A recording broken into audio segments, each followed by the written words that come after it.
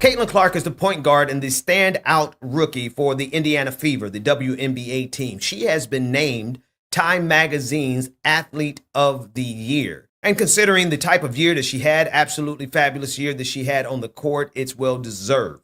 But it's what she said in her interview with Time Magazine that has absolutely sent MAGA and conservatives, white conservatives in particular, into an absolute frenzy online. For some time, Caitlin Clark was the conservative darling, not particularly by her choice, but because conservatives, MAGA, Make America Great Again, saw her as an opportunity to use and leverage against black women. Ever since the incident with Angel Reese on the court, which was really just two athletes doing what athletes do, competing at a very high level, conservatives have attempted over and over again to pull Caitlin Clark into their MAGA fold so that they can use her against black women, very specifically. And it's what she said in the Time Magazine interview and in the video that I'm going to show you that really demonstrates this is exactly all they wanted her for. They never really supported her career. They never really supported her talent. They only supported the fact, MAGA really only supported the fact that they could use Caitlin Clark as a cudgel, as a way of undermining the position and the prominence of black women. Any black women that they can attack, they absolutely want that. Here's what she said in Time Magazine. She said the following, quote, "I want to say I've earned every single thing. But as a white person, there is privilege. This league has kind of been built on black players. The more we can elevate black women, that's going to be a beautiful thing." Now, let me pause and applause Caitlin Clark. Absolutely the case. Salute to you, my woke white sister. Salute to you for understanding that it's important for us to recognize the role of black women in every aspect of our society. I say this because you can clearly see a definitive attack from MAGA, from conservatives, and you can see it particularly from MAGA men attacking and undermining the position of black women, whether they be on the basketball court or whether they're on the Supreme Court.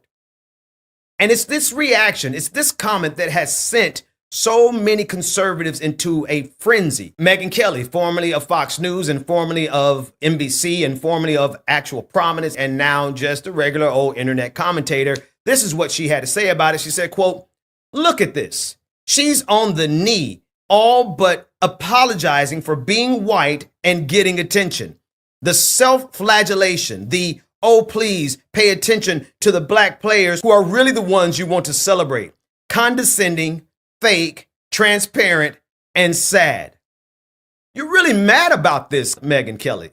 Megyn Kelly, you're really upset about this. What is it about black women getting recognition that triggers you so poorly? Is it the fact that you thought that you could become the next Oprah Winfrey with your huge contract from NBC, only to discover that you did not have the talent of Oprah Winfrey? Is that the reason you're so triggered by this?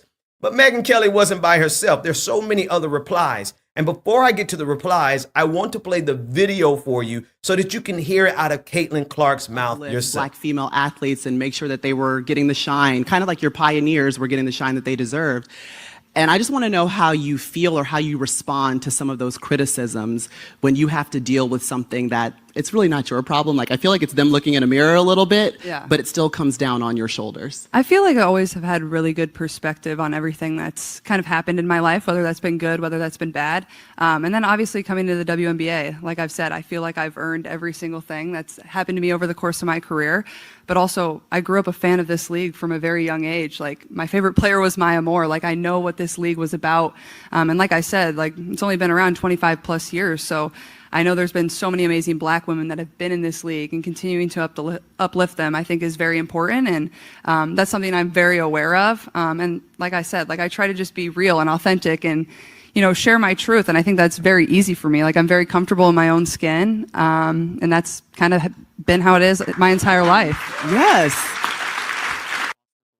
Right on, Caitlin. This is absolutely, I mean, it doesn't take much, people, to recognize the folks who came before you. It is triggering to MAGA to recognize someone that came before them, especially if that someone is a black person. Even more difficult if it's a black woman. We've seen some of the greatest attacks on blackness that comes directly through black women, attacking black women, from Ketanji Brown Jackson on the Supreme Court all the way down to the basketball court. We've seen a concerted effort to undermine the position and the respect and the authority and the power that black women have and are garnering in this nation. Don't get it twisted. They come after black men quite a bit, a whole lot. But they have a special ire, a special disdain in their heart for black women. And we see it as evidenced by how they are now turning on Caitlin Clark, because she had the nerve, the unmitigated gall, to recognize the importance of the people who paved the way for her to be on that court, and for her to be the athlete of the year, and for her to achieve all the things that she's achieved. There was a pathway paved by the women in the WNBA that came before her. And this is just too triggering for MAGA, which lets you know that every bit of the support that they gave her up until this point was phony. As phony as Megyn Kelly is trying to say that Caitlin Clark is, that is how phony the entire support, this entire year of them trying to use Caitlin Clark as a wedge against black women, it was transparent to any of us who were paying attention before. But it's certainly transparent now as you read these comments. This one user says, oh, no, we don't want that one. That user was a threat to me. Let's take that one down. Oh, here's one. Gunther Eagleman. That's not his real name, but that's his alias on Twitter. This is what he said. I think she's severely misguided. An excellent athlete that doesn't correctly understand socioeconomic issues. First of all, Gunther, this has nothing to do with socioeconomic issues. This has everything to do with social issues and the fact that you hate black women. The issue here is the fact that MAGA simply cannot tolerate, they cannot stand the idea of black women getting the respect they are due for the accomplishments they achieved. It burns you all so deeply on the inside for a black person to get recognition, period. But then to turn around and see a white person give them the respect that they are due is extremely triggering for you all. Let's keep reading. Here's one that says, honestly, this is disappointing. I was a fan. No, you weren't. Let's stop right there. You were never a fan. They said, I was a fan, but no more. They will embrace her now. No reason to watch. Who's they? Black people? See, you reveal yourself. This is the depth of the racism that we're experiencing in 2024. This is what Donald Trump has brought back in vogue. This is what Elon Musk's Twitter has enabled and forwarded. Who are they? They will embrace her now. What's wrong with them embracing her? What's wrong with black people embrace? You can't. Oh, wait a minute. There it is. It's in his name. Mr. White MAGA. Tells you everything that you need to know. Let's see another one. The replies directly to Caitlin on her Instagram were even wilder. Take a look at this one. I'm sorry that you were born white, Caitlin Clark. I'm sorry that you have God-given abilities that the world loves. It wasn't that propelled you to superstardom. It was your white privilege, Caitlin Clark. That was so unauthentic. Inauthentic? Why would you allow Timmy to call your fans racist in a piece like that? By giving black women credit, she's calling them racist. Look at this one. Love you, but your comments about white privilege made me sad. Maybe as you mature, you'll think differently. And then the next one simply called her bozo. Let's keep going. I love this one. It's a shame that you didn't win because of your skills on and off the court. Your fans thought so. You know, here's the thing. This is the intentional obtuseness of MAGA. They have to ignore the fact that she literally said, I earned everything that I got. But there is white privilege. They can't hold those ideas in their heads simultaneously. The cognitive dissonance makes their brains explode. The next three I love absolutely because they tried 3 times and someone pointed out traitor, spelled like Trader Joe's, traitor, traitor, traitor. And I love the reply, crazy you had 4 tries and never spelled traitor right. Here's John on Instagram saying, we can tell you are a closet liberal caving to the woke leftists in the WNBA that bullied you the entire last season. Liberalism is a disease. No, what's a disease is white supremacy. What's a disease is the MAGA mind virus. Be sure to go check that video out. What's a disease is racism and the idea that someone who acknowledges the path that was paved by black women in the WNBA triggers you all so much. From Megyn Kelly all the way down to randoms on Instagram.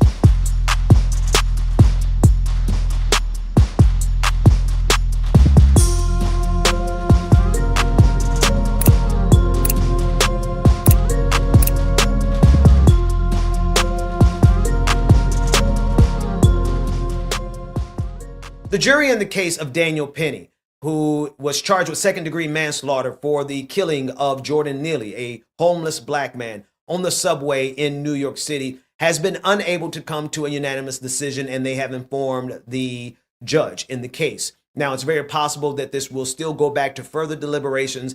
We've seen it with Daniel Penny. They've made him a hero. They said that Jordan Neely, who was a homeless man who was starving, who was frail, who needed help, who needed all kinds of help, he did not need to be killed. So much so that even after the train was emptied, Daniel Penny was still there strangling Jordan Neely. Even if Daniel Penny felt like he needed to restrain him, when everyone was off the train, where was the threat? The threat was gone. But that particular information doesn't matter to MAGA white people, or some MAGA blacks for that matter, but particularly those who are on social media who are salivating at the opportunity to get away with murdering black people. It's the number one thing on their list to do. It's on their Christmas wish list. They want nothing more than that. How do I know? They're still rewriting the history of Derek Chauvin and George Floyd. They insist on rewriting the record. What you saw happen to George Floyd, to them, can be rewritten by them saying George Floyd didn't die because of Derek Chauvin. George Floyd died because of a drug overdose. And they repeat it enough times to convince themselves. And if you say anything different, then you are the moron. You are the racist. You are the one who is not living in reality. They did the same thing with Trayvon Martin. They did the same thing with Tamir Rice. They do continually the same thing with Emmett Till. And this is a generational phenomenon that has been consistent through the thread of American history. There are so many black bodies who have been killed by white people who have never received justice. And Make America Great Again, MAGA, is just the latest iteration of it. It's their number one goal. It's what drives them more than anything else. More than anything else, they want to be able to get rid of people like me and you, black man, black woman. I give you this video because I want to warn you. Red alert, black people. Be on red alert every time you have to be around someone like MAGA. Why? Because they have invested in their hearts. They have invested in their souls to be able to come up with any narrative possible to get away with killing you. There is no instance, there is no scenario under which a white person can kill you and they will say that that person is guilty of murder. There's no scenario. They have crafted narrative after narrative, and it doesn't matter what was done on video. It doesn't matter if the world saw what Derek Chauvin did. No, all that matters is that they have enough social media power now to rewrite history. And what do they expend most of that energy on as it pertains to the black community? Getting away with murder. How to get away with murder? Just become a part of MAGA.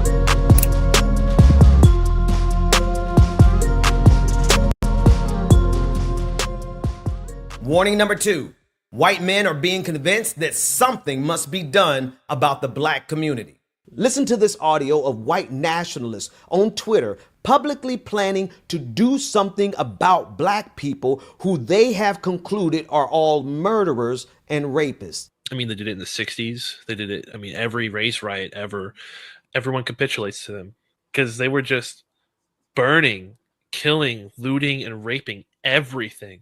And the only way to make them stop was to give them what they wanted. Excellent points. And you said there's no way to stop the blacks when they're burning and raping and everything except to give them what they want. There is a way to stop the blacks. It's called defeat them. Get them out, kick them out, total Negro deportation. There's also that avenue. My point to say that was we should mimic them. Yes. Now we're now we're getting somewhere. Yes. If white people behaved like niggers, I mean, they would have to give us everything we want because we're just so much more proficient in everything we do. I'm not gonna say too much, but everybody knows what I mean here. You know, you have a civil war, go ahead and wipe them off the map. That'll put them back about 4 or 5 generations because, and then you know what? The good ones can go live in their little communities and they can do what they want to do. Just stay out of my way. That's former Wilmington police officer Kevin Piner talking with another former officer, Jesse Moore. The conversation was recorded on a police cruiser camera, which was accidentally activated. But if we do not get a handle on this, we are not going to have a country for our kids to be raised in. You told me tonight, you said, all right, tomorrow's a purge day, get as many as you want. Dude, I go down there. I go down there and slaughter them motherfuckers. I am sick and tired of allowing black people to get away with calling themselves Christians and they're just black. I'm tired of it. Excellent. Amen. I'm tired of it. Who wants social justice and reparations and all this? He calling himself a Christian. I'm sick of it. I'm sick of it. Hey, dude, you may be a Christian, but you're black. Don't be discouraged, my friends. Don't be afraid, for God has not given us the spirit of fear. We are not going through this with the spirit of fear. We're going through this with the spirit of confidence. Number one, that the Lord is on our side. Why? Because we're on the Lord's side. Because we're standing for truth. Because we're standing for justice. Because we're standing for equity. We're standing on the word of God. We're standing on the promises of Christ our King. And we rebuke white supremacy in the name of Jesus. We rebuke the white grievance complex in the name of Jesus. We rebuke the white replacement theory in the name of Jesus. We rebuke the patriarchy in the name of Jesus. We rebuke bigotry in the name of Jesus. We rebuke xenophobia in the name of Jesus. We rebuke terrorism, domestic terrorism in the name of Jesus. We rebuke the spirit of the Antichrist in the name of Jesus. We are not afraid. Number two, we prepare ourselves. We have every right as Americans to protect ourselves with self-defense. We have every right in the Second Amendment to arm ourselves and to protect not only our families, our communities, our churches, our neighbors, and our friends. I've had the honor and the privilege of speaking at multiple churches where not only was the pastor armed, but the first lady was armed. The deacon, the chairman of the deacon was armed. The mother of the church sitting there looking all dainty with her hat was armed. The sound man was armed. The doorkeeper was armed. And so we want to let every prospective Dylan Roof, every Proud Boy, every Boogaloo Boy, every Oath Keeper, every 3%er, every single one of you who's getting the idea in your head that you can come to our church and bring violence, you should know you will not leave the same way you came. We can come in Jesus' name, or we can come out with them things. We don't seek violence. In fact, we rebuke violence. We don't seek conflict. We rebuke conflict. We're not the ones seeking a second civil war. We rebuke the very idea of a second civil war. And truth be told, we know that they specialize in violence. We know that they have more guns. We know that they have been training their militias. We know that they're waiting for the opportunity for violence. But I tell you this much, you should not expect us to be docile people who are just going to be lambs to the slaughter of your ego and your frenzy and your mob mentality. So no, we don't have the spirit of fear. We go into this with the spirit of reverence, the spirit of praise. We're going to praise our way through this. We are going to seek God's face all the way through this. But just as much as anyone else in this country, we have a First Amendment right to say what thus saith the Lord, and we have a Second Amendment right to defend ourselves against any aggression. And so we're calling it out right now. We're not going to wait. We're not going to wait till you have already worked yourselves into a frenzy. We're not going to wait until Donald Trump changes the laws. We're not going to wait until you do away with the First Amendment. We're not going to wait until you qualify the Second Amendment to not apply to the rest of us. No. If you're going to work yourselves up into a frenzy, then we're going to do it right now. In the name of Jesus, we call you out right now. For every one of you that think that you have the right to enact violence against the black community, we not only call you out, but we rebuke you in the name of Jesus. For every single one of you who's working yourselves into a frenzy, convincing yourselves that black people are degenerate and you need to do something about it, we're not going to wait until you get unlimited power. If you're going to do it now. Do it now while we're still a nation of laws. Do it now while you'll still be arrested. Do it now while you'll still be held accountable. So we not only call you out in Jesus' name, we rebuke you in Jesus' name.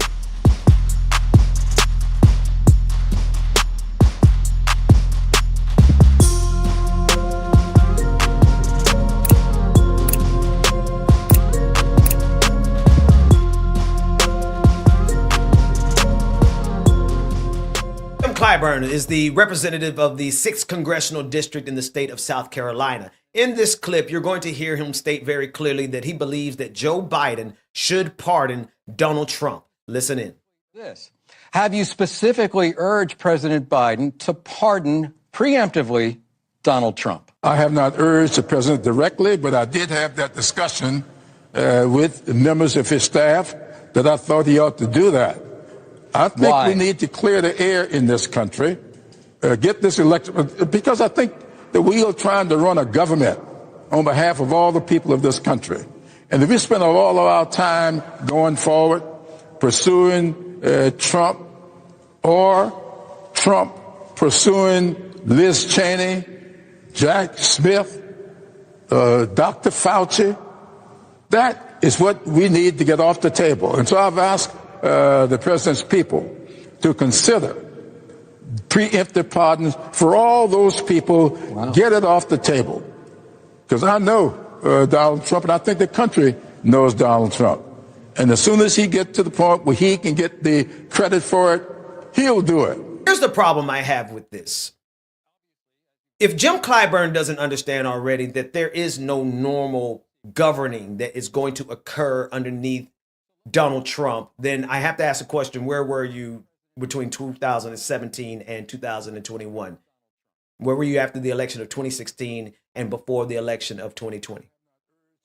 Because there's nothing about Donald Trump that is going to be normal in governance.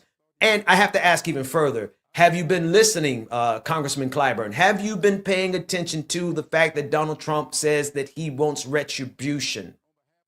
And I think that that's the lens through which I have to understand what Jim Clyburn is saying. I think they are trying to, they're trying to find a way to satiate the raging demon that is in Donald Trump right now. There is going to be no negotiation with Donald Trump. He's already made it clear. In fact, I want to read some comments for you that I found right underneath the same video. This individual says, too effing late. Where was this a-hole 2 years ago? Trump does not need a pardon, and now it's time to investigate and charge anyone who broke the law and used our justice system for political purposes. I guess they meant to put a 4 in there.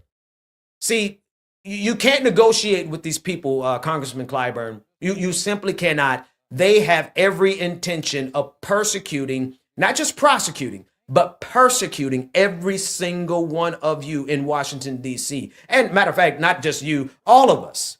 Anyone in the media, anyone in social media, anyone that they do not like, they've made it clear. And now they have power. And you can't negotiate with terrorists. This is why you absolutely must understand you cannot negotiate with ideological terrorists. But let's read a couple more comments, because I don't want you all to just take my word for it. I am making it very clear that there should be no negotiation with Donald Trump and the rest of MAGA, because they're coming in and their intention is to not only destroy the government, but to politically prosecute and persecute every single one of the people on their enemies list. And if people don't understand that, if people aren't prepared for that, if people aren't prepared to take that head on and instead feel like they can somehow satiate this raging demon, if you believe that you can satiate this raging, furious, revenge devil that is inside of MAGA, let's read some more comments. Here's another one. Says, sorry, but there's no playing nice anymore. Democrats made their bed.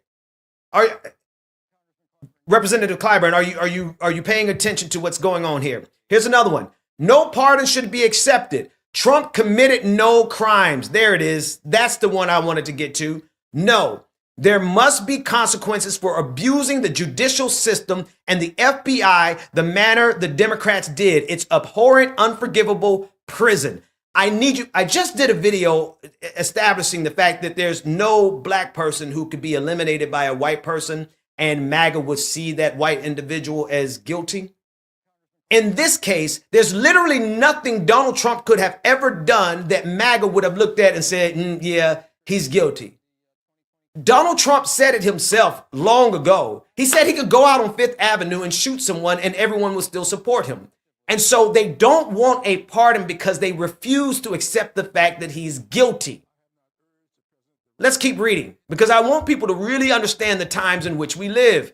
This one says no, because getting a pardon would send a message that Trump actually committed crimes, which he did not. These are the people we are going to be dealing with for the next 4 years. These are the people who are in position to absolutely destroy the American democratic experiment. That's their goal. That's what they plan to do. And if Democrats in Washington, D.C. are not prepared to fight against that, if you think you could get to business as usual by giving Donald Trump a pardon, Representative Clyburn, with all due respect, you are not cut out for this season of America. This season of America is accelerated to something that you may not be prepared for if you think that you can settle Donald Trump down with a pardon. His people would turn on him if he accepted a pardon. MAGA would turn on Donald Trump if he accepted a pardon. And I'm mighty afraid that there are so many Democrats in Washington, D.C. who still don't know what's going on, who still don't know what time it is, who still don't realize that if you're not up there ready to knuckle up and not only fight for your own life, but fight for the life of this democracy, then this democracy is dead on arrival. January 20th, 2025, this democracy will end not just because Donald Trump and MAGA have power, but because the Democratic Party, if they carry the same sentiment as Jim Clyburn here, the Democratic Party is not prepared to fight back the way it needs to be fought. Sorry for getting a little bit passionate about this, but to see someone with this much power in this country be so blind to what time we are in right now, to the times in which we live, signals to me that not only are we going to be faced with a rabidly revengeful Republican Party in the form of MAGA, but we're going to be faced with an inept party, opposition party, that thinks that they could triangulate Donald Trump's rage, who thinks that they can outmaneuver him and offer him a pardon. Why would Donald Trump accept a pardon from Joe Biden when he can pardon himself when he gets into office? Why would Donald Trump accept a pardon from Joe Biden when, just like everyone said, it would give the appearance as if he was guilty of something, which he is, but they would never admit it? There's nothing that Donald Trump can do that this country, a good percentage of this country, would ever look at and say he's guilty of. In fact, he's getting ready to destroy democracy, and they're going to thank him for it.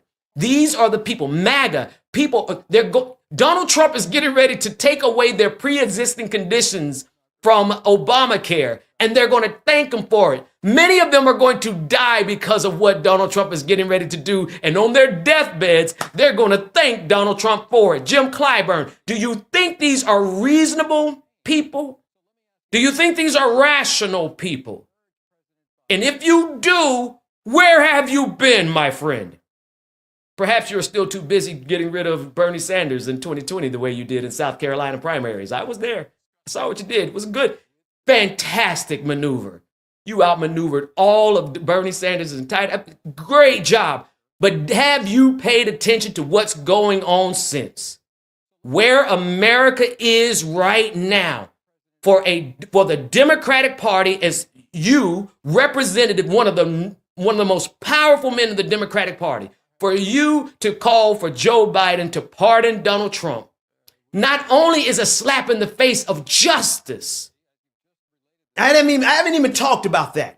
It is a slap in the face of the very idea of justice. But it also shows that you perhaps are not prepared for what's coming next. And maybe, just maybe, it's time for you to retire with all due respect, and to all due respect to the wonderful people of the 6th Congressional District of South Carolina. I love that. That's such a wonderful place. I've spent some time there, great time in that district. But I hope that you all can see what time it is in America, and that this, even just floating this idea, suggests very strongly that there's some people in the Democratic Party who are not aware of what's getting ready to happen. And if they're not aware of what's getting ready to happen, how can they even try to hold the line on behalf of all of us, including those in the 6th Congressional District of the state of South Carolina?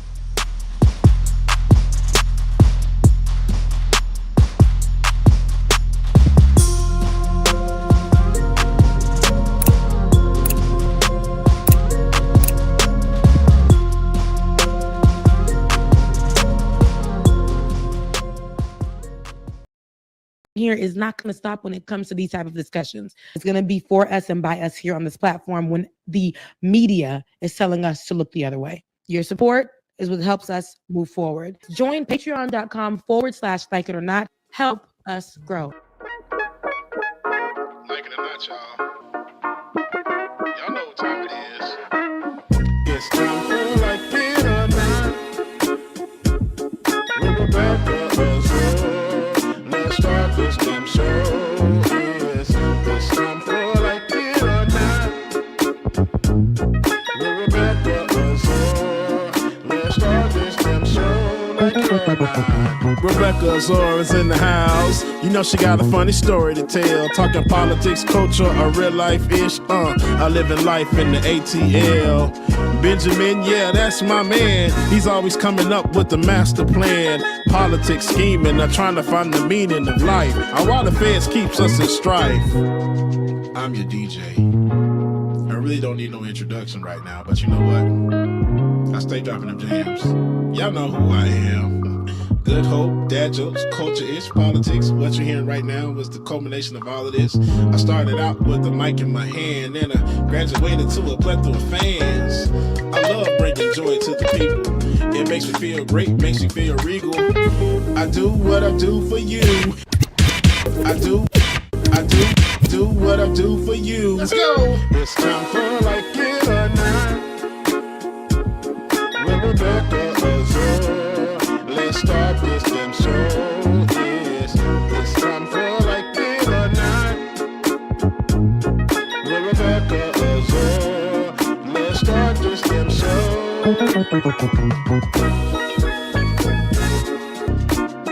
Let's start this damn show. Let's go.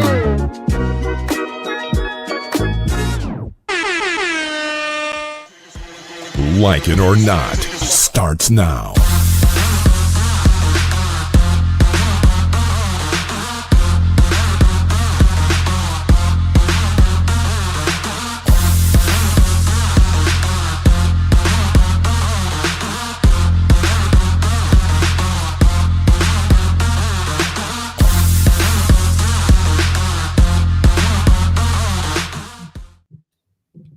Is that me? Where? I think me using this green screen is overwhelming my little computer. Good morning, Rebecca Azor. How you doing? Good morning. I'm doing all right. Welcome to Like It or Not, where we're free to tell the truth. And not care who doesn't like it. Okay. Just push that light away. Showing my harsh makeup line where I didn't touch up right there. But how we doing today? I like the color of your background. How we doing today? Doing well. Shout out to DJ Exclusive. Not feeling the best this morning. Our brother from another mother. And because he had that's when he said he got a good birthday trip. Yes. You need about 6 He needed business days.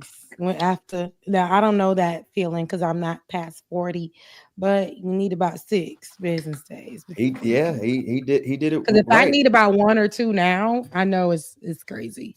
Let me see. Let me know. I want to take these big old headphones off. Let me know if I give you. Actually, never mind. I got to keep them on now that I remember that. No, what is it? You want to take them off and do Well, what? you know, I give a lot of feedback when I don't have these headphones on. How are you doing, Queen? How are you doing this week? I saw your video, Shades of Good News, the Christmas tree looking all Christmassy, and the quality of your video. I got to whatever you did to your camera. I need you to tell me what you did to your camera so I can do it to mine.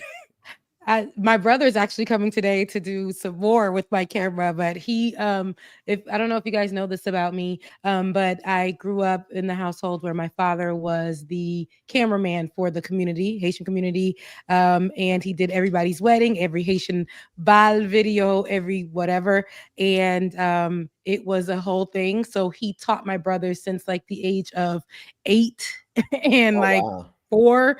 They know everything about the camera inside out. So not just an automatic shooting, but how to fix the settings.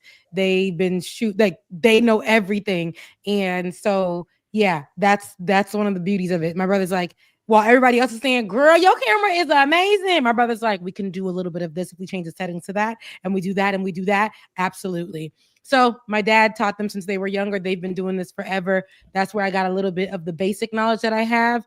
But he's coming over. My little brother's coming over today to go ahead and do that. But my thing has been, we got the same camera.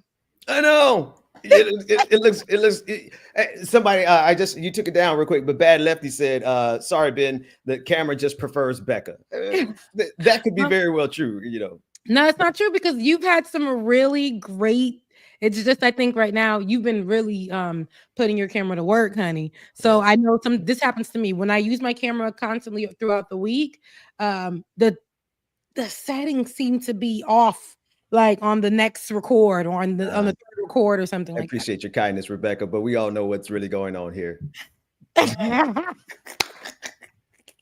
It's bad enough I have to be on camera anyway, so God bless you. Well, anywho, how's everything going with you? How's your week been? What's been going on? Oh man, I've been grinding, and I see. Yeah, it's been it's good. It's a good feeling to you know the journey, you know where we've been, you know where we were back in 2020. And man, it was such a precipitous fall. It was such a precipitous, baby. Yes, I had to get my SAT vocabulary for that one. And the YouTube channel pretty much died. Like we couldn't get any traction on the YouTube channel. And I just finally got back in a place where I can grind out every day, grind out some content. And so the channel's starting to look good. And it's so good to see all the people in the chat. We have 156 watching just on YouTube alone. So shout out to everyone. And that's just on my channel. We have also. Let me go look at my 20 people on my channel. And shout out, there's a sister who just, I think there was a sister, somebody, I don't know their gender, but they were like, they found your channel because of the recommendations that I made in some of the videos. I said, go over there and subscribe to Rebecca Azor. Well, I appreciate that. Yeah, I appreciate that. And I said my 20 people, baby. I got 30 people watching on my channel right now. But no, it's honestly, it's true. It's I've been working really, really hard, but I think it's about it. It's so crazy because I feel like everybody knows us in this space. We're very well known. A lot of people like to put us on for our work and all those other kinds of things, but it is so tough because I watch other people get so many numbers and I'm like, dang, we used to be there at one point. And then it's so hard to like when you've hit somewhere to try to come up again. But I think it's also because we are all finding our own lane in this thing. And Ben, I know you've pivoted many a times in here. And I think my pivot has been now. I've been growing my channel all year long. I just hit 7K. Somebody had said something along the lines of, let me go find that comment because it's hilarious. They're going to be all snooty when, let me go find it because it was so funny to me. I'm still learning how to use the little apps. Liam, born in DC, thank you, said this earlier this morning. In a few years, I get to be all snooty about having subscribed to this channel when it had less than 7K. I actually just hit 7K today, so that's great. Thank you guys for subscribing to a girl's channel. But yes, like you can be snooty because you was one of the first, honey. But to help me grow my individual channel. So let's be clear, this is my individual channel. Your girl been doing this. Somebody else got confused on and fell into their wrong side of their internet and into my space and was like, "You're not a journalist. All you do is get on TikTok and you post dancing videos, and then you want to get on here and say you're a journalist." And if anybody knows me, I always dance or always do a dancing video, but never on TikTok. I don't go on TikTok, but every maybe 5 months. So that's like 2 times a year. I'm trying to push the TikTok, but I'm not that person that they think I am. They think I'm a 21-year-old girl. And that's how I can tell who's been watching, who knows who I am in this space. Because they think like I'm a really young girl that just got on or whatever the case may be. But it's great. I'm glad that we're finding our own lane. I see you preaching it up, and I absolutely think that you are. It's good. It's good. It's good. Yeah, it's good. It's good. Well, I was a preacher first, I know that. So it's coming full circle, and I guess it's just the right time because there's a lot of Christian nationalists who about to destroy America, and they're gonna do it in Jesus' name. And I'm like, hold on, whoa. I know Jesus too, before y'all destroy America and come after black folks and destroy the migrants, and you do it all in Jesus' name. That I actually have a pretty decent relationship with Jesus. So anyway, there we are. I love Jesus, and look, I love Jesus. I love Jesus. He's my thing. I was listening to this morning, Benjamin P. Dixon. I was listening to Christmas music, and I said, you know what? I need to do a cute little playlist because people forgetting about Christian. No, I can't say Christian because that's contemporary from back in the day. Gospel. Christmas music. Gospel Christmas music. The one that I ran upon this morning was one by it wasn't Sounds of Blackness because everybody knows that, and I want to say it was Fred Hammond. And just hearing back in the day when we used to have them Christmas songs, and they used to be just real. Emmanuel. Oh yeah, come, let us adore him. Yes, who sang that one? Norton. Yeah. I was his first name though. And I was just looking at it last night because I was gonna use that in service tomorrow. But yeah, that's a good banger. one, Ben. Yeah, but they don't have all the vocals. See, I like to have songs with vocals in it, so I don't got to go back there and sing all the 3 parts. I said they don't do it like that no more. Where you go for that since October, y'all already started since October, maybe late September. Y'all already started rehearsals for the Christmas program because the Christmas program, okay, Jesus is the reason for the season. Yeah. Yes. Oh yes. Oh yes. Yeah. Oh yes. Yes. Oh, you see? Mm-hmm. They don't do it like that no more because they're online picking and choosing who's gonna sing, who's gonna be placed at the front, who's gonna be placed in the back. Even though we did this in the choir too, because if you can't sing, we had you in the back. We had you in the away back. from the microphones. Right, away from the microphone. And it's crazy because they be in the back like this. Like they really was doing something. When the bottom of the jaw be vibrating, and can nobody hear? You think they singing? Yeah. See, and that's the thing. Like that's why I love singing, and I love particularly like praise and worship. Like that's my thing, right? And old school gospel songs. But there was some absolute not even just superstar like gospel singers today are some of the most technically proficient and masterful like singers. Like they be singing and doing stuff with their voices. I'd be like, how did you even do that? So the gospel music space is like second to none in terms of vocal ability. It's absolutely today it's not. I'm sorry to say a lot of people have taken to, which I do love. I like that we had genres, but I feel like the genres are mixed now. We're losing the recipe for the gospel music. We're losing the recipe for the R&B, and y'all can fight me on this if you want to. Y'all can get in my comments and mention me by name, because I'm gonna just say this.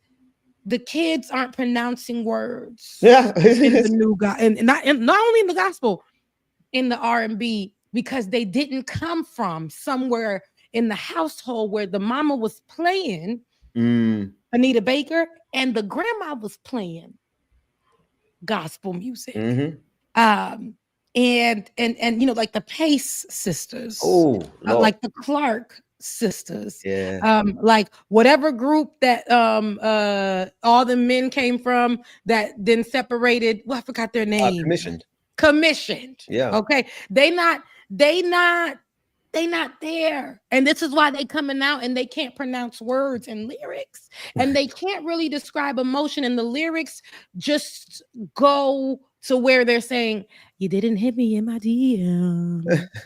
I saw you and you got another girl and I'm gonna be him. Like it's stuff like that. And it's like, where are we going with this?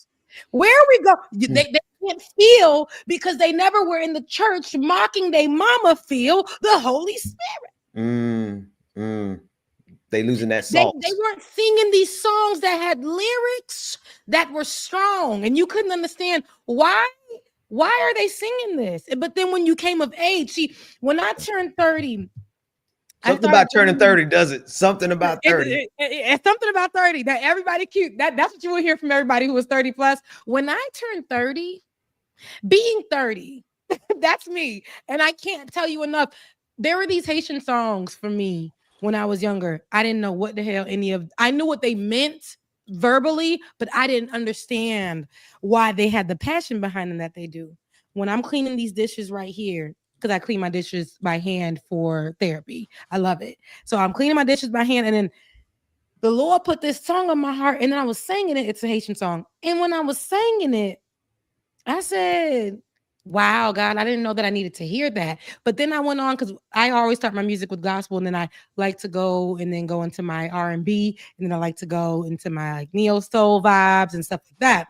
That I do that through the day. So then I went and was listening to some R&B and some neo soul, and I was like, wow, this is actually ties into that gospel song I was singing this morning. But when we are attaching ourselves to people, we understand, and see, here I go preaching. God is love. That's a simple definition of God. And the same way that people long for love and how Christ says to love people, right?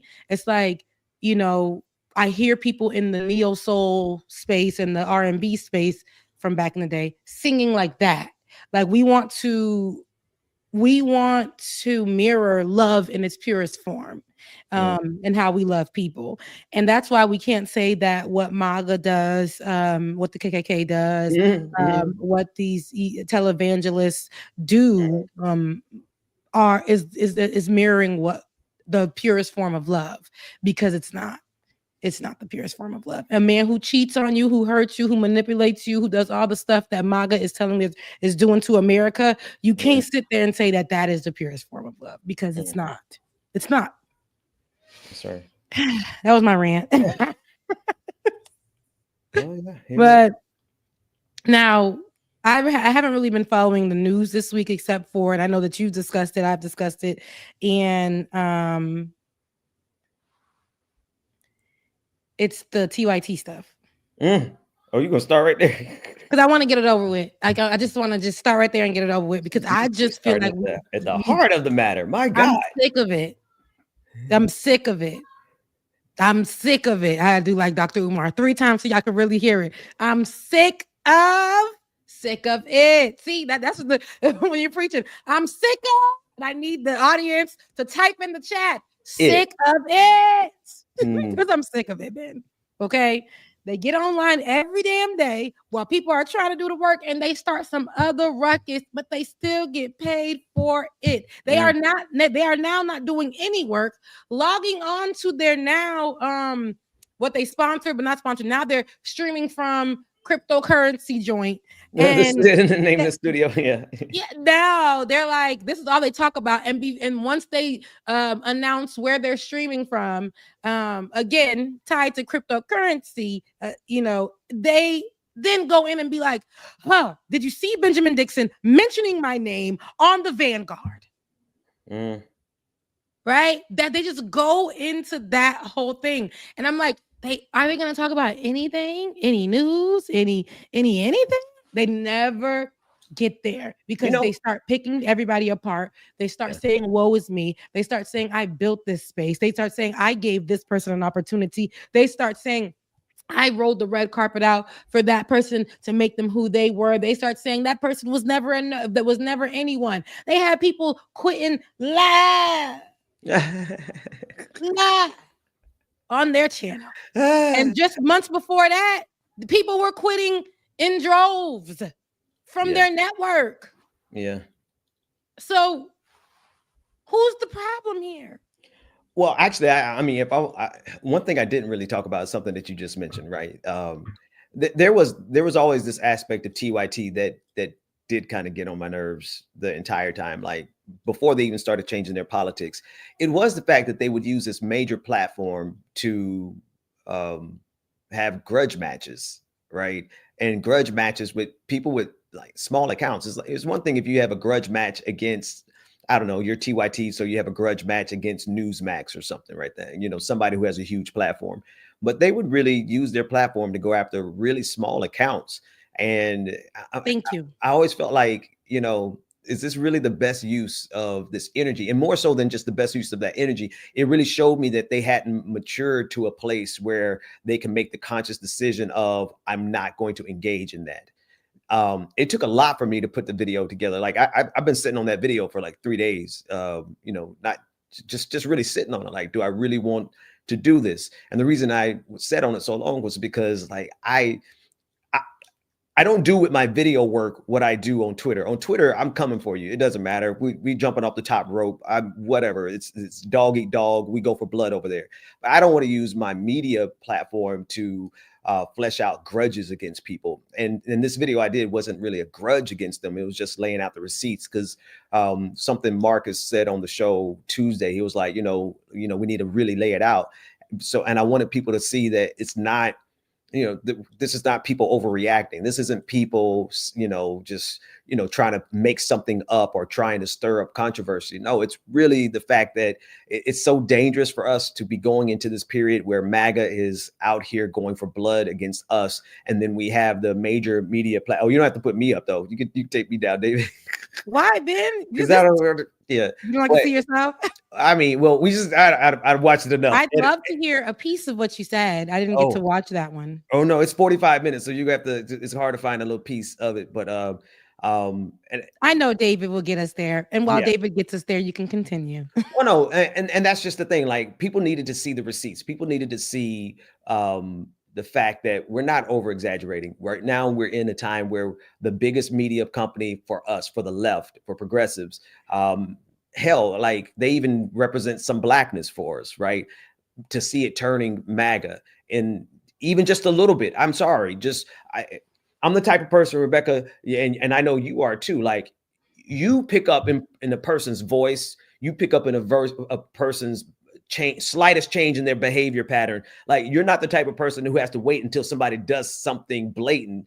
You picked it up when they first hinted at it, right? It's discernment.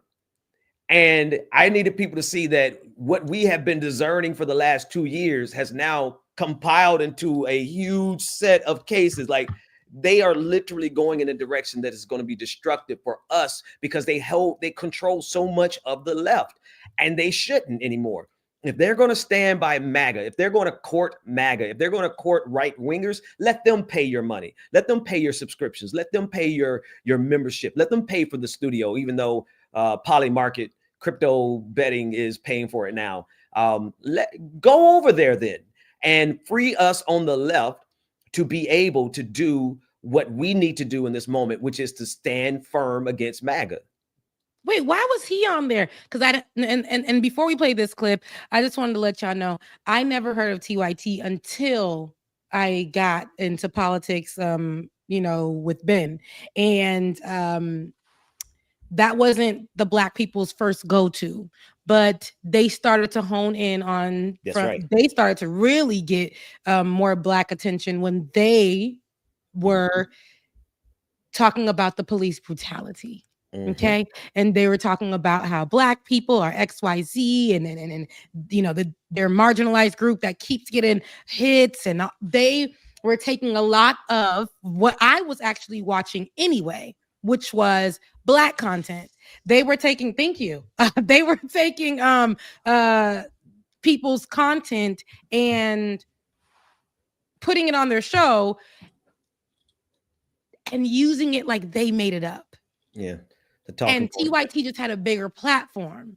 I say this to say I've been saying this for years.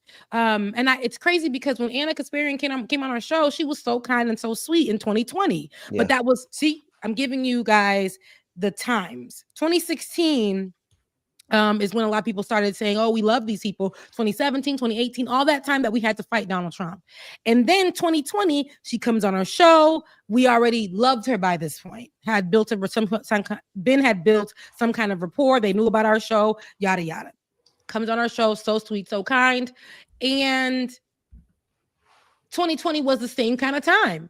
Yeah. We had people that jumped and were scaling the Capitol. They were still saying Donald Trump was president. 2016, Donald Trump was president. Black people are at the height of everything to MAGA, okay? They're the issues, both 2016, 2017, 2018, 2019, 2020. And then we get here to 2024. MAGA, people have flipped and went towards MAGA because it pays. Okay, they realize that they cannot be the only now because that would require them to actually have a genuine mind about the struggles of Black people. And they did not have that. And they do not have that. When you aren't genuine, it's going to come out and it's going to spill out at some time. Yeah. Because if you are doing this just for the coin now, and I say this because I say this is our work. So again, I don't get paid like TYT does. I'm at the bottom of the barrel. I got to do 17 jobs to talk about our own issues. Okay. Because people somehow look at us to be like, we have to be one in a few. TYT believes that they can be the only. Meanwhile, there are so many other white people in the liberal space who are actually very successful outside of them, and they hate it. So when they have conversations and those conversations blow up, what happens? What we see is these people will sit at this desk, which is supposed to be giving us some type of news, something to help the people, something progressive, and they will discuss these pages.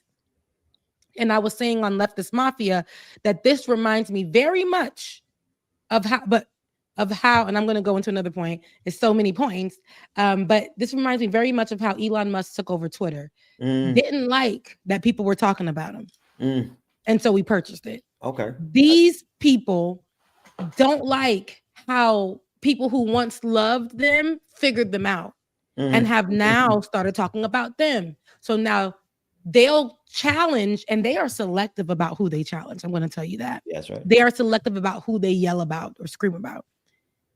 They'll challenge those people, especially if you have a smaller page, but you're growing.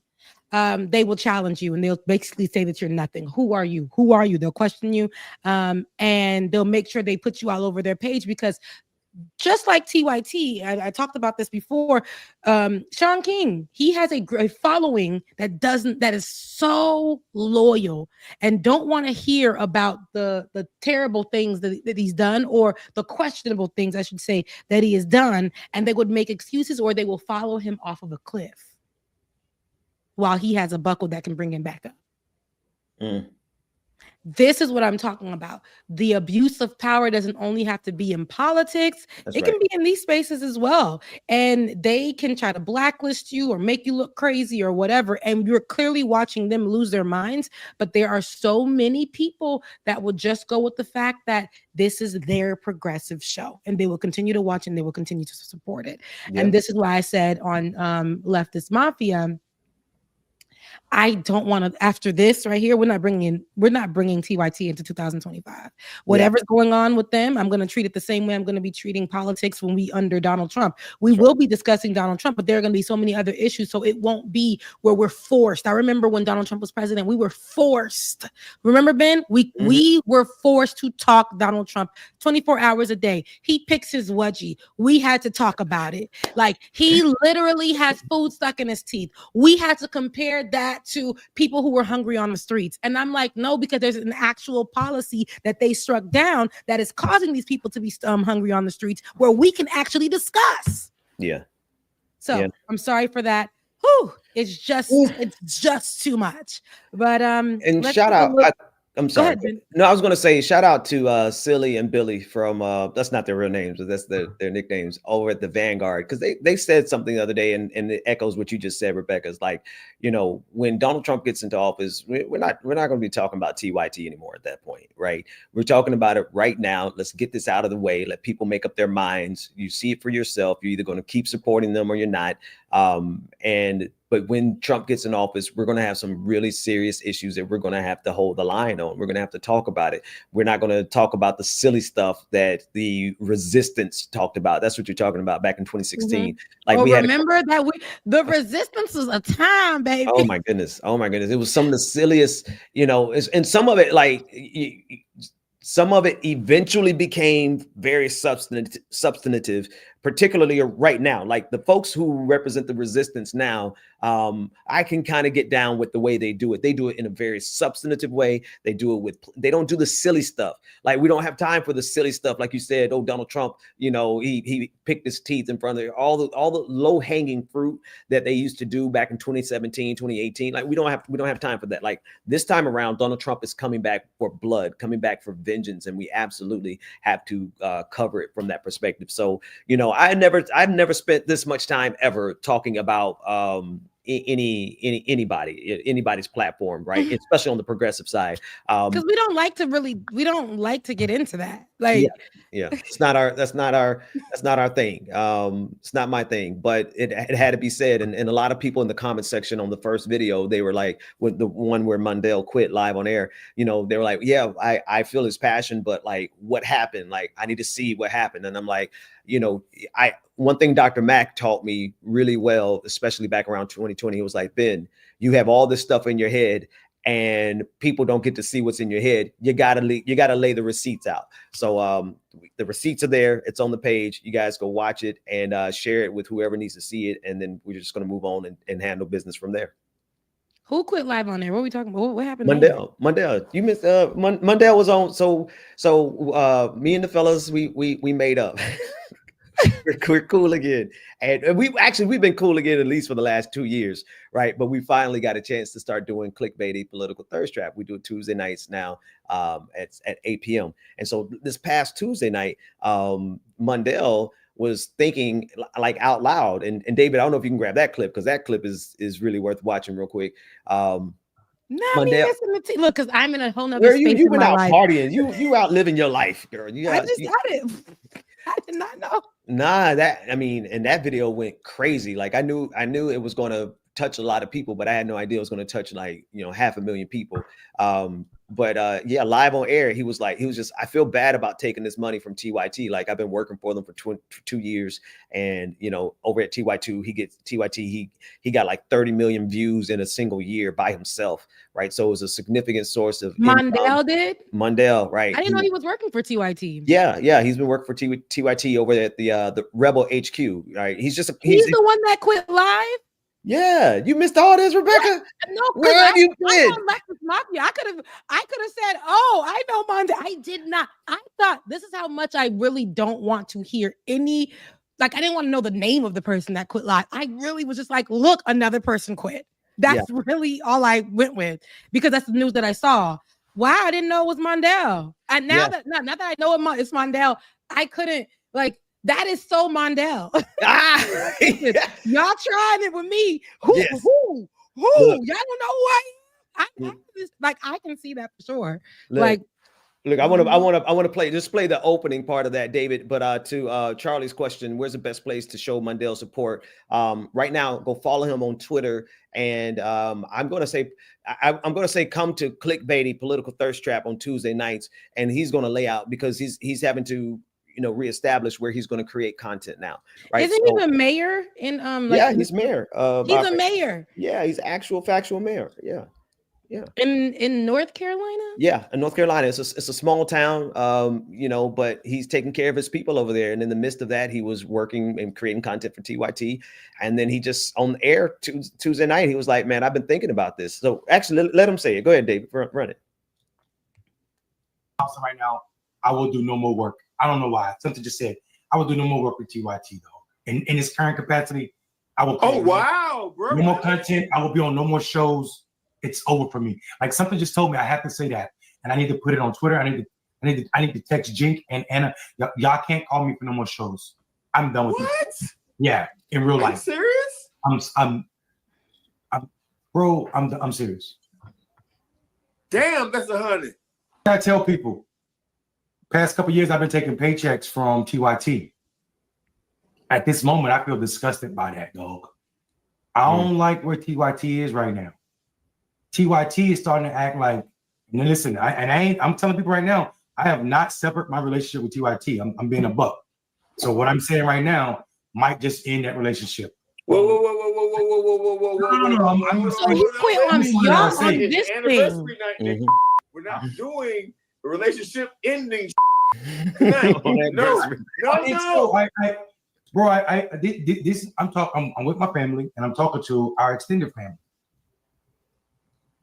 Not me. I don't really know what's going on over there, dog. Like I don't know if they had some kind of meeting or was it the Christmas party or what, where they decided that we need to do what the fuck Joe Scarborough did that cost them so many viewers to say that we're gonna cover Trump, Anna and Jink showing up in the way they showing up. It ain't worth for me. I'm never gonna be quiet. So if they say, okay, you can't be on our shows no more, then I don't give a damn because I'm not gonna be quiet about the way that they're showing up right now. You took too How much. are they showing up, Mondale? Like MAGA, like an extension of damn Trump. Like, bro, this idea that these people ain't white supremacists, like normalizing Trump supporters as if they ain't racist, dog. I am not okay with this. I'm not gonna be good with Joe Scarborough and Mika Brzezinski or Jink or Anna or anybody pretending that these people aren't threatening our lives. I'm a black person first. They can keep that money for them videos. I'll go back to kissing my wife and not having to create videos in the afternoon. I don't care. It's not what I'm not comfortable. We should all be mad. That was the last beacon other than Democracy Now! And Free Speech TV. I'm talking about real progressive media. Y'all took too much money from the ethos.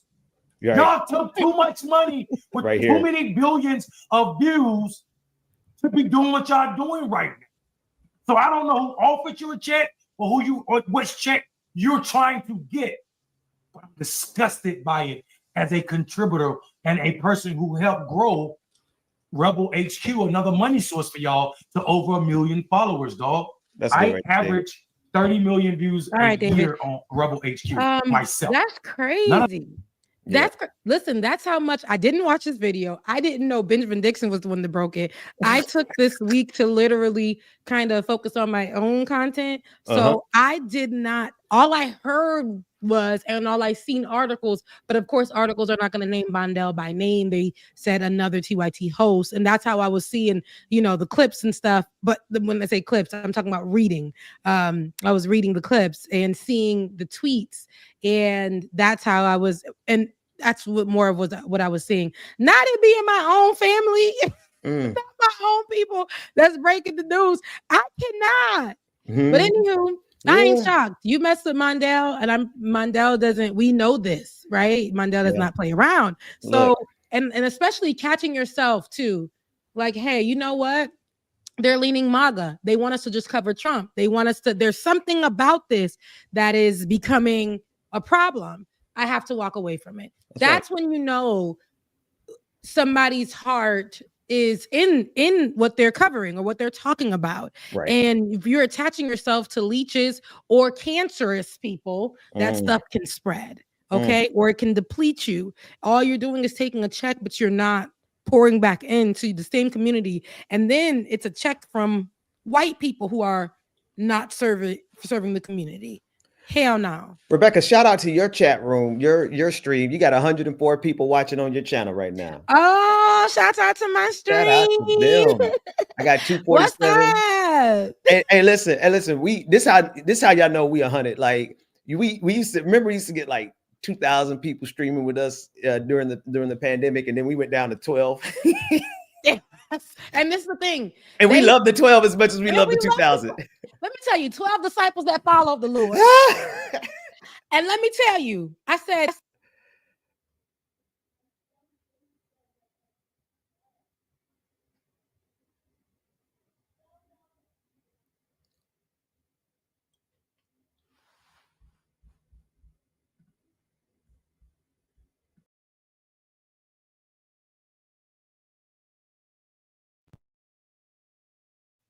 there we go. Mike was cut off. But I've been doing this only, right? And it's funny because I had the most I've ever made from this solely this right here. And I'm gonna be 100%. This is not in the last, because I remember we had sponsors at the time where we was, Ben could cut a check and do the things and da in 2020. After that, yeah, I know I was in corporate, so I had to do that. And now that it's just been me, the most I've made, and I got to be 100 with y'all here, is $314 on a video. Oh, not on a video. That's in just, I made 1 cent one time. 1 cent. Where? 1 cent. But that's from just me doing the work on YouTube in 35 days. Look, I made 300. Yeah, it gets like that sometimes, Rebecca. It makes me want to just cry because I have an apartment and I have a car note and I have all these things. And I see people who don't do half the things. And I know y'all hear me complain about this all the time. And it's not that I'm making this complaint. I'm just saying how much we got to work so much harder.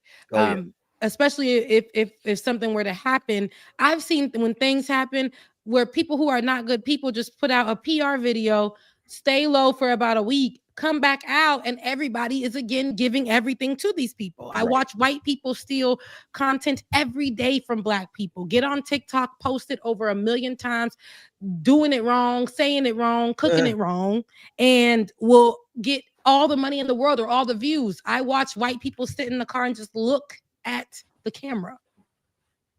Look at the camera. And you look at how many views and likes it got, 1.5 million. I'll watch a beautiful Black person do the same thing.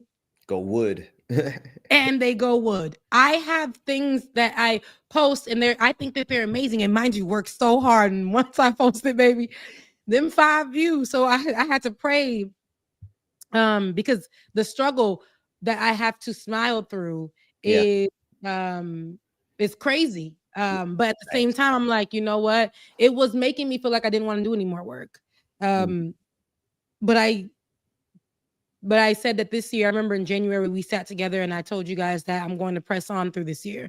I'm not going to do it like I did the other few years, was let go and having to still figure out how to pay my bills and things like that. Haven't paid 1 bill on time, but they've been paid, right? Whatever strange jobs I got to do outside of this. And I'm not talking about stripping or street walking, nothing like that, which are great jobs, by the way. If I wasn't, in the church, I would be out there doing what I have to do. But like, no, I am figuring it out as best as possible. But at the end of the day, the work, I say all this to say it's the work that I love to do. I find joy in doing Shades of Good News because I feel like there are so many untold stories that are beautiful, untold stories that are positive for us. And many a time we think that we have to be up under a network, which is great for our pockets and for having insurance, man. Absolutely. But sometimes you just gotta go wood. Did they even give us? They didn't give us insurance at that first place. No, but at least you can pay for it though. A check will help you pay for it. Oh yeah, yeah. Well, not with this new. Not much. You ain't gonna get the best, but you're gonna have something where you can hit the dentist twice a year. Yeah, there you go. There you go. You're gonna have something where you can go get your yearly. Okay, at least that. But I say all that to say, like, it's the heart of it. And with the heart of it, if two or more are gathering for my video, it may, make me sad, but those two people that left the 2 comments make me happy. Now I've gone past that, which I'm grateful for. But earlier this year, it was sometimes 2 people. It was sometimes 15. And those people made me happy. The ones that show up all the time in my chat, you know who you are, all the time. From when it was just 2 people, like you guys have been rocking with me, and that's what helps me to do the work. But no matter if I'm going wood, right? I said, God, even though you're letting me go wood, because I can go nothing, so I'm going wood, but it's the heart of it for me. And when we say going wood, for folks who don't get the reference, instead of going platinum, you don't go platinum, you don't go gold, you don't go silver, you don't go diamond, you go Formica. You go sheetrock, you go wood. And listen, all of our videos of between 2020 and 2024, really, they've been, because our channel, like this channel, the Benjamin Dixon Show channel, has some of the most suppression on it that we've seen. We had I forgot my brother's name. He was a tech reporter with Gizmodo, and he came on and he looked at our channel and he was like, I've never seen a channel with so many different blocks on it. It was like 80% of our content was blocked because of for whatever reason on the back end with YouTube, right? So we had that to overcome as well. But Rebecca, here's the thing, and this is another reason why I put that video together, because there are people in this country who get to do politics for a career. They do political commentary for fun. They do it because it makes them money and it gets them notoriety. That's not us, right? We have consistently had to work other jobs while we do this, or we just had to like really flatline our lifestyle and become like Buddhist monks. That's me. Like I just cut everything.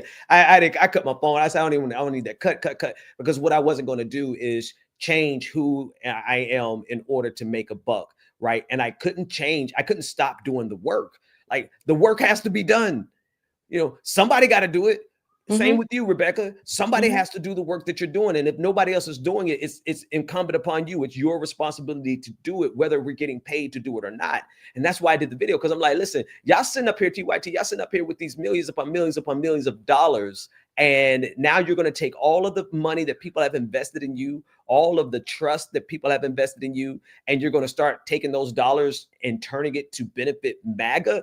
Meanwhile, we're over here, right, passing the collection tray. Please, sir, can I have some more? Please, sir, can I have some more?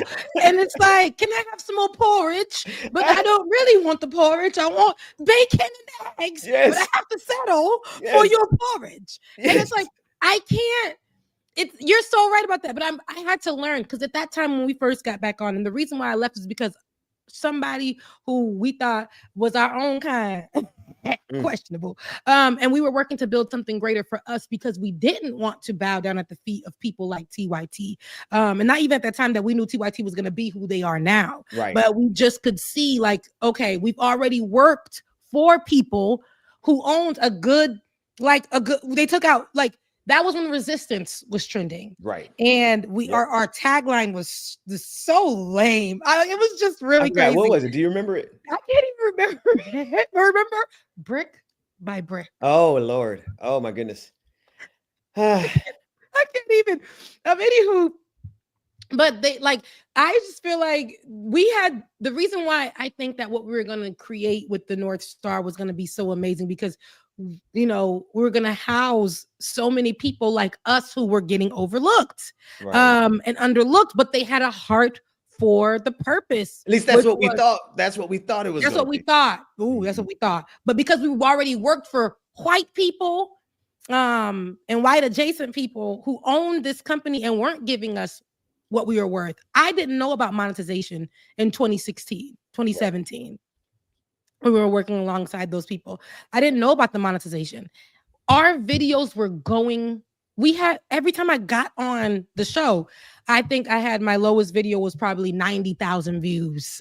that was considered a video that did low. Yeah, because we were cracking millions on a regular. Yeah, we were getting millions of views, and this is why people know us, because our work was good, working for them. But then when we left and I realized, oh my gosh, these people were, the pages that we were working on were monetized. And because of our views, they were getting the money for it and paying us a basic check. I can speak for me because when I just know I couldn't, I thought that check was the best thing that ever happened to me. Only come to find out they weren't paying me for my work. They weren't paying me for my work.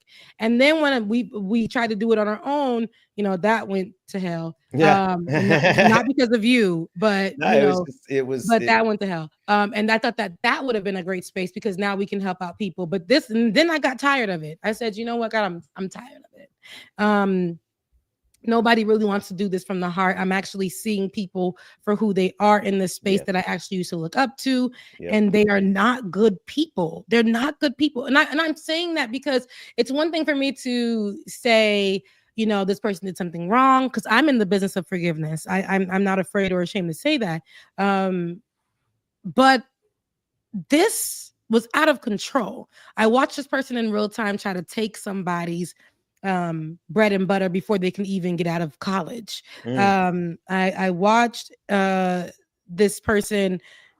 I'm talking about Sean King. I just watched so many different things. I'm like, wow, I looked up to this person. But when you get close to them, you realize they're not the best, right? All that money, I can assure you, I know that we could have did so much with it. And then we get to the next phase of it where we're starting from scratch. Ben calls me from the trenches. The trenches is corporate where I'm working. And Ben says, they trying to take us out, Rebecca. Let's gang together. The gang. It was October of 2020. And I was sitting in this apartment. And you said, Rebecca, let's figure this out. And I said, okay. And we did that one show. And we've been here ever since, highs and lows, different variations of the shows once again, but figuring it out. And at some point, quitting on air ourselves. Did we? No, we stuck it out. Listen, I think we done got into arguments on air. Oh my gosh. No, don't remember. Listen. I was going through. That was because, like I was telling you, Ben, we had, and you keep saying we didn't, everybody was falling apart before the people because we didn't know what was gonna happen. So we're like, not okay. And then I sought help from the Lord and from my therapist. And I began to lay off things. I went through a very terrible breakup at that time, and I wanted to help people. I'm Haitian. My family that's in Haiti is getting it crazy. We had people under the bridge. It was a time, and it still is. COVID was making my dad so afraid to even see me. I couldn't go be outside and be around nobody. Isolation was my friend. My only friends were through this screen. And Alexa. Look, that was the thing though. Like you just said something, and that's how we built the community that we have now. Rebecca, you don't come to the patron parties that often.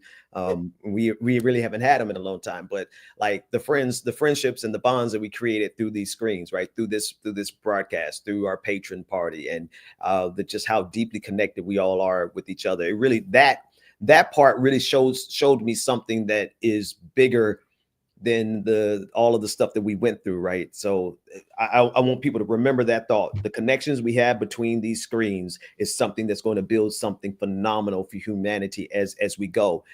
Right now, it's building something terrible for humanity. It's bringing us MAGA. It's bringing us the anti-immigrants. It's bringing us it's like that show said, that CBS show called Evil. It says that evil is organizing. So right now the screens are being used to organize the worst people on the planet. But I think that's going to turn around. But Rebecca, I can't help but laughing at, we really did go through. We were doing that morning show every single morning for 2-3 hours, morning. And we were going through it. And I was going through the initial stages of this journey. When Rebecca, you put me out on blast last week saying that I had my mental health.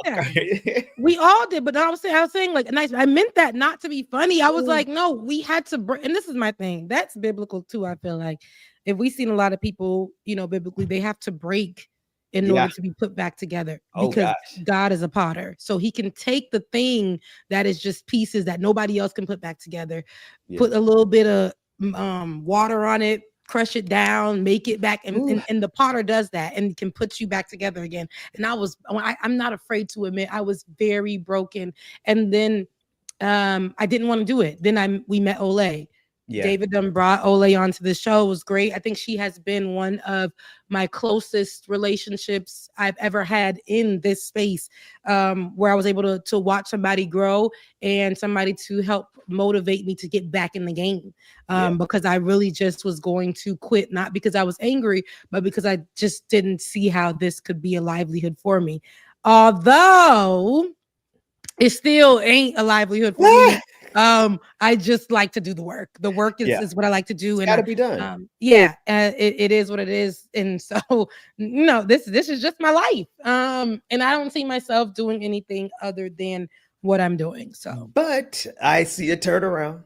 There's a shift in the winds. There's a shift in the tide. The vectors are aligning and things are starting to pick back up. And it's because it has to, right? We have to have a fighting chance. And I don't think I think what's going to end up happening is the smallest, just like it's biblical, the last will be first, the first will be last. Like this, we have consistently sown seeds in this arena. The reason so many people know our work and then they'll come to our channel and be like, they got 12 people watching their stream. How the heck do they have all these relationships? Because even when we had 12 viewers on our screen, we kept doing the work. When we had 50, how the hell do we have all these relationships? Because before we had the 12 people on our screens, we were doing the work when nobody else was. That's right. We crashed the whole place and made it black news because we became the only host. This was a place that had originally white hosts. Right. Remember, Ben? Mm-hmm. It originally white host and then brought you on and then had me as the multimedia reporter for all the Trump news that was sensational. That's right. And it was killing me. It was killing me. And Ben was like, hell no, man, we gonna have to. Now, Rebecca, listen, this is what we're gonna do. We're gonna take over. And when we took over, we were the only Black duo that was doing what we did at the time. Mm-hmm. The only ones.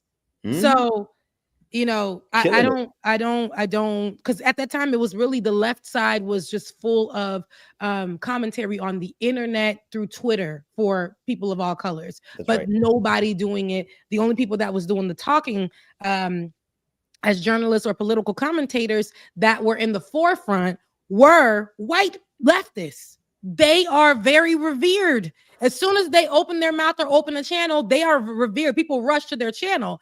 It is unlikely you're going to see a Black person who is speaking politics solely is going to get that push immediately. We are people that have to do just way more work. So it was easier for us to tie ourselves with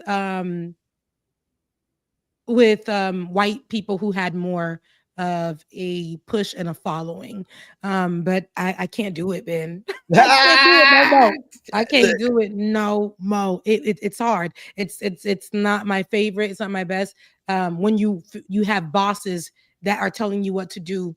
And I didn't think it would be like that because they're the ones that say, hey, we love everyone.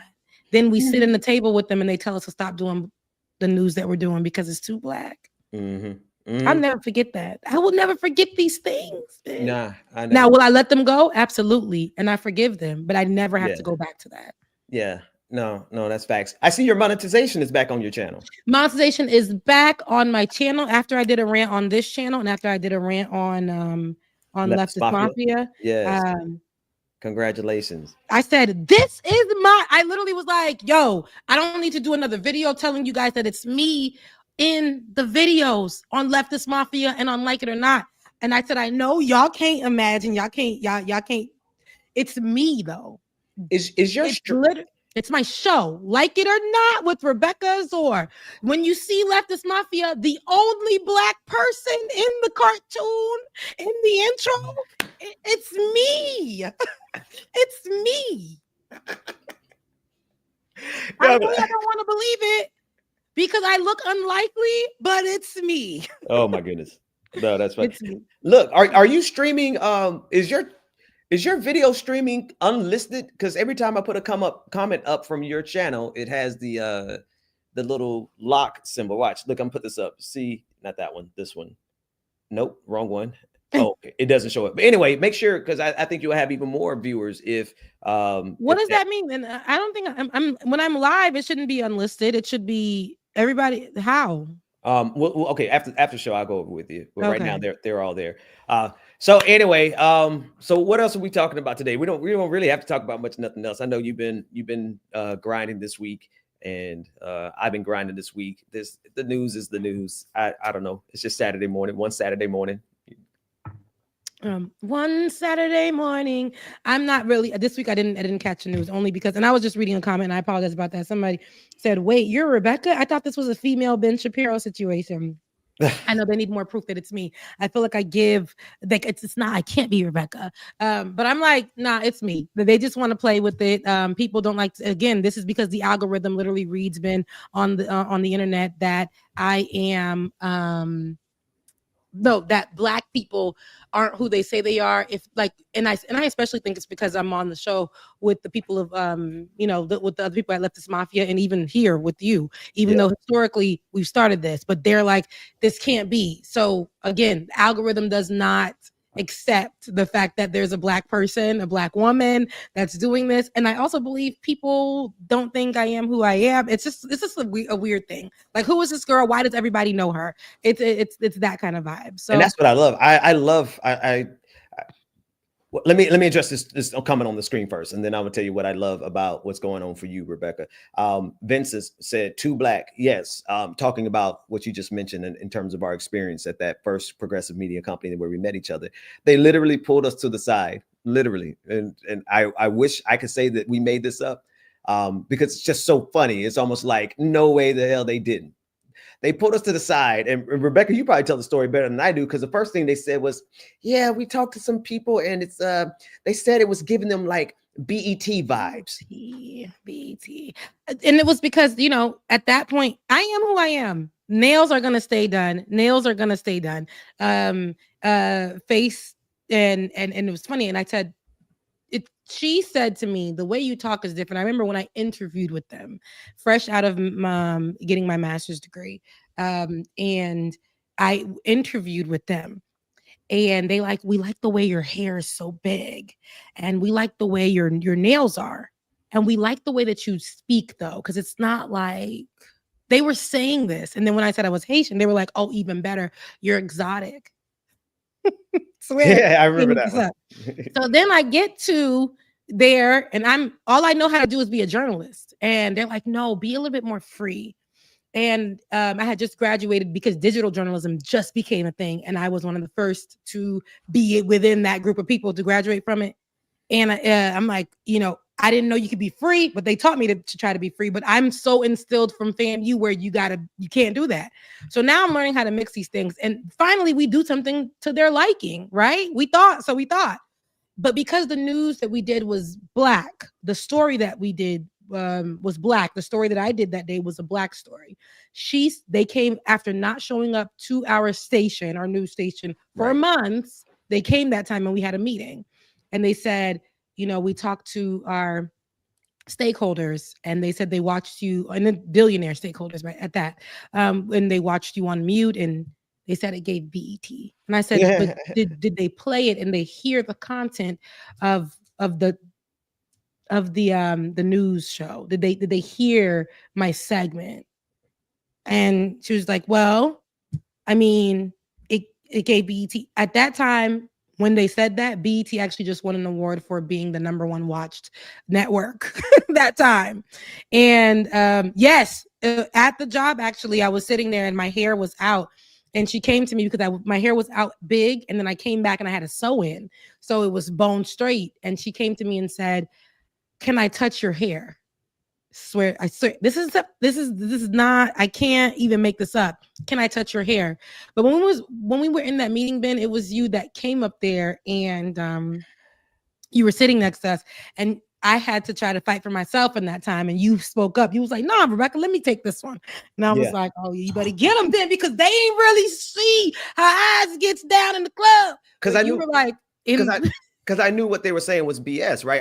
I knew what content we were putting out each day. I got this thing in my head where I count everything. I keep track of everything to the point of that's probably why I had a little bit of the issue I had because I had been tracking MAGA. I've been tracking all this stuff, and I started doing the math in my head. I said, "Oh no, this whole system is getting ready to collapse." That's the night I called you, and you said I had a little breakdown. But I paid attention to what we were doing at that company and all of the content we were doing for that company, and I was like, hold on. So I pulled out my phone in that meeting and I started scrolling. I went to our YouTube channel and I said, let's count how many Black stories we do. And by Black stories, here's the thing.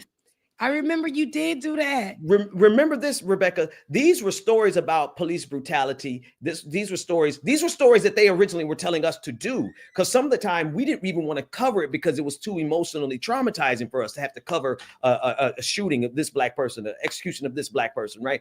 But I knew that we had done plenty of other stories. So I went there and I opened up YouTube and I went through a month's worth of content. No pun intended. And I counted.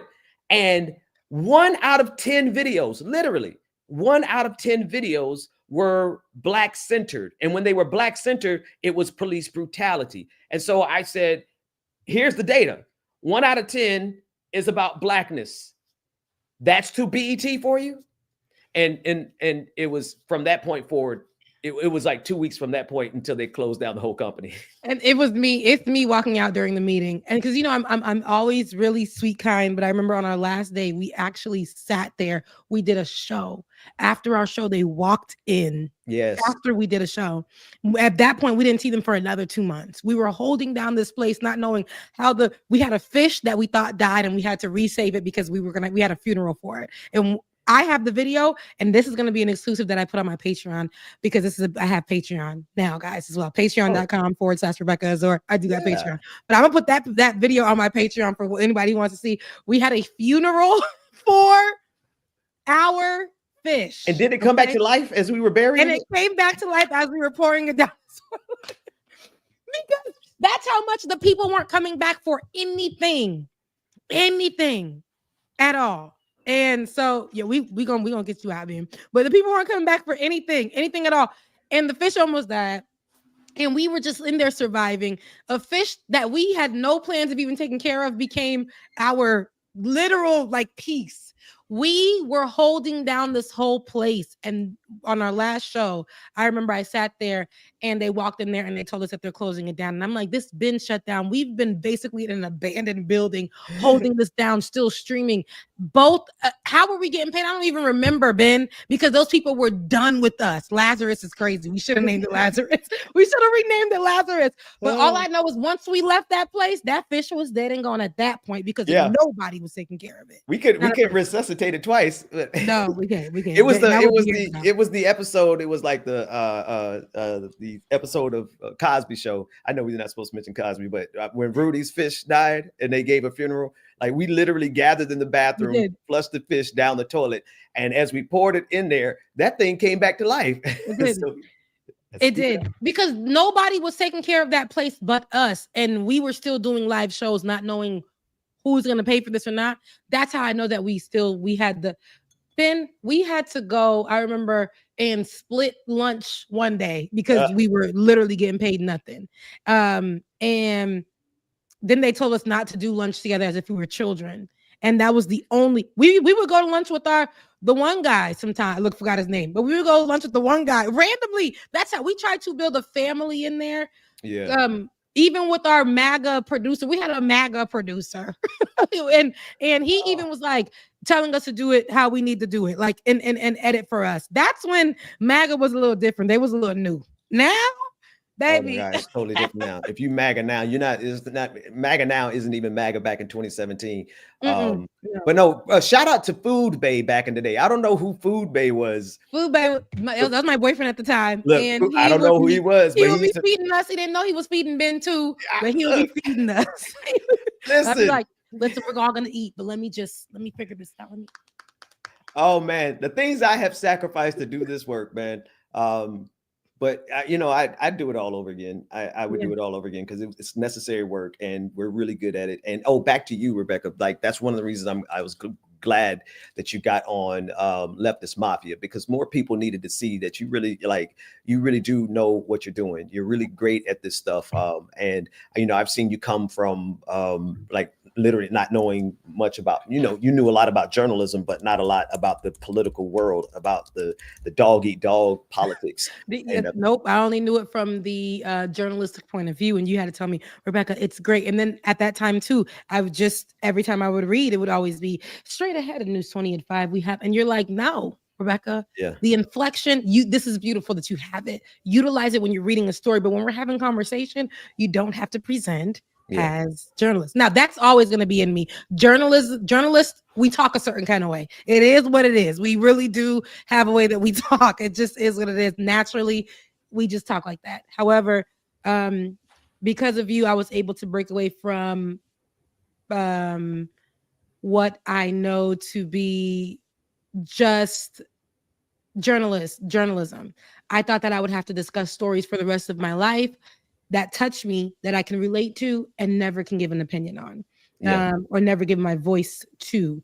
It was when we were on, when we were working for content, I did that story about Haiti a couple of times, and I got so much love from Haiti to go to the page, actually, and they were saying with the most views that we're getting this month is from Haiti. And people were literally sending in voice notes to me off of our Facebook page at the time.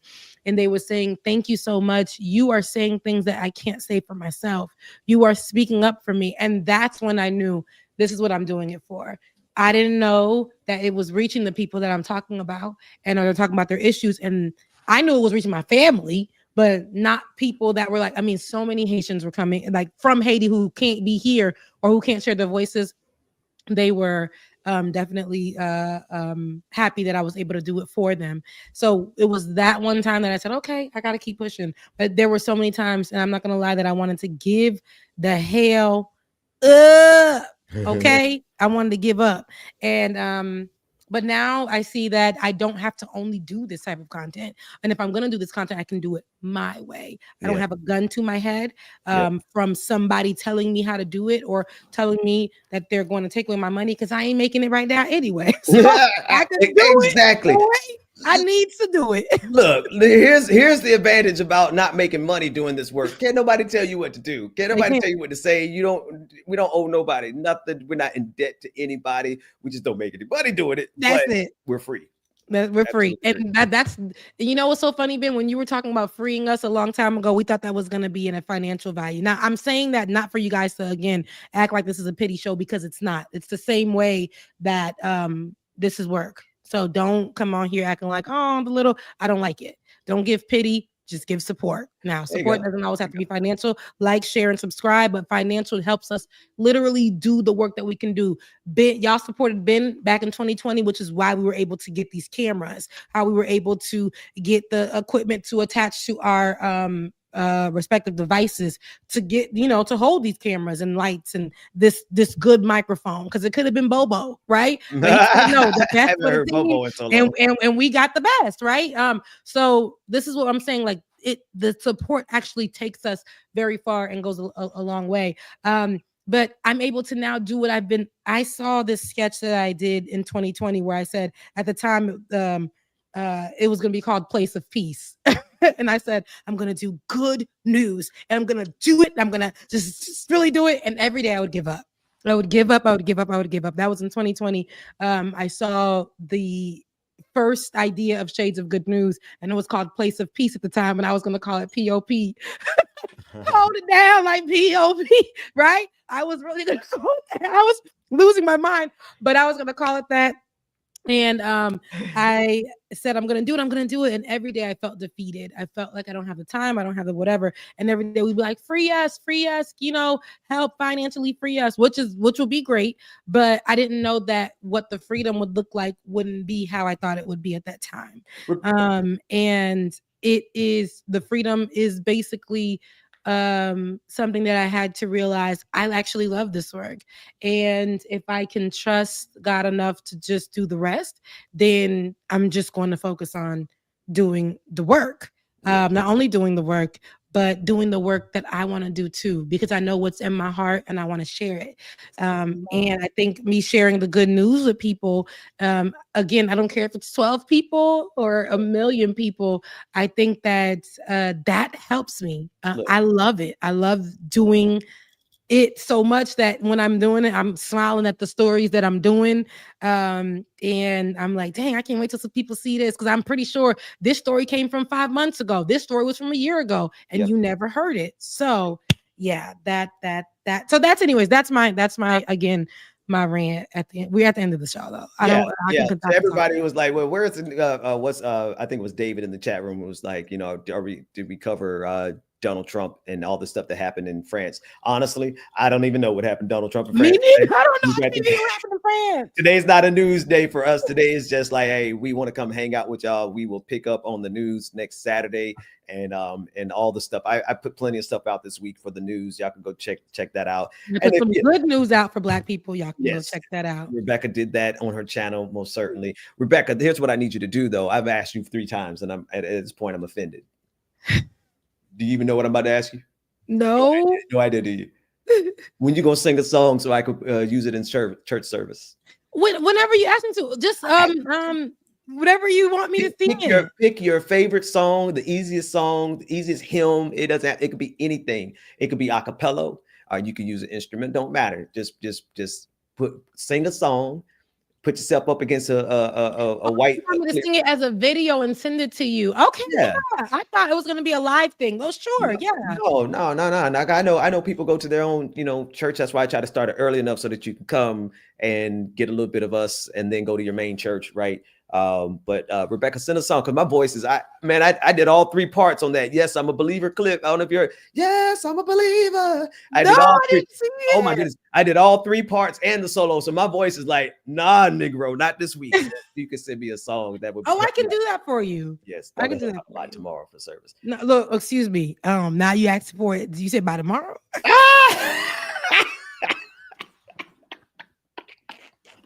Black folks be like, I've been looking, in 5 minutes. Because I know how easy it is for you to sing. But okay, next Sunday. But next Sunday, I'll give it to you this week for next Sunday for sure. Okay. But I gotta make sure it's gonna be next Sunday. Then I'll instrumental too, and I want you on a plain white background so I can cut you out, and then I'll put you on top of, just get one of those corners of your house. It's a plain white wall, and then and sing, and we'll coordinate. But I want the people to hear you sing too. And I also think you should break through the algorithm. Again, I've said this multiple times. I think one of the ways that you in particular can break through the algorithm is through singing. And it's Christmas time right now. You should be drop a couple of No, you know what's crazy? I was gonna do this. So I put this together, and it's so funny you say this is how I know this is divine. Okay. I put it in my my notes, my Word actually document. I have the shades of good news and what I'm going to do. So I am trying to be more consistent with the editing and the shooting. Now, it's a lot of work though, y'all. It's a lot of work. Yeah, it is. But I was like, okay, I'm going to do a Christmas, 5 days of Christmas. And because that's what I was telling you, I'm going to do singing, but it's going to be on my Patreon. I'm not putting it on my YouTube. It's going to be on Patreon, because I feel like if I'm going to take it there, it's going to have to be something for the people. But I'm going to do it the 5 days before Christmas. I'm going to do 5 songs, 5 of my favorite Christmas songs. And I'm going to post those on the Patreon exclusively. Now, listen, I'm going to drop this little piece for you. At least do a short, right? That you do publicly, and then do the full song for Patreon. That way you can push people to your Patreon, but as well get that algorithm working in your favor. I'm telling you singing and you doing it right in front of the Christmas tree that you got, the same angle you just did, your shades of good news. The camera was popping, your skin was popping. You get down there and you sing and you do some Christmas songs. I'm telling you, you're gonna have more subscribers before Christmas than you realize. And then put the full length ones on your Patreon. Okay, absolutely. And I'll take your advice for that. And I can't wait, because I have been practicing these Christmas songs, but this is some of the content, because Christmas, this is the first time in a long time where I felt Christmas is becoming something for me again. Me years ago took Christmas hard, even though Christmas is my time and I'm always going to do Christmas things.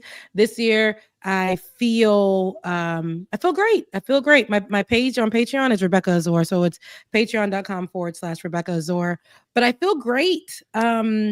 Really this year. And it's funny, just went through a breakup and it ain't hurt me. That's how I know God is working through me. Right. And I'm like, just literally, I ain't got no money coming in, but I'm okay. I'm all right. Did a lot of shifting and changing, and I feel like I'm growing so much, and I'm just these days I'm moving a little slower only because I want to feel. I don't want to act like I'm going in a hamster wheel anymore. I want to feel the pain of this and that, but when I feel it, I don't sit in it. I don't stay in it. You know what I'm saying? Yeah. And I'm like, child, girl, tomorrow it could be new who this, right? Or it could be just sit with yourself, or it could be like, it's just, there are so many different ways to start looking at things. And I'm grateful for life. Do I get sad? Absolutely. Sometimes do I get anxious?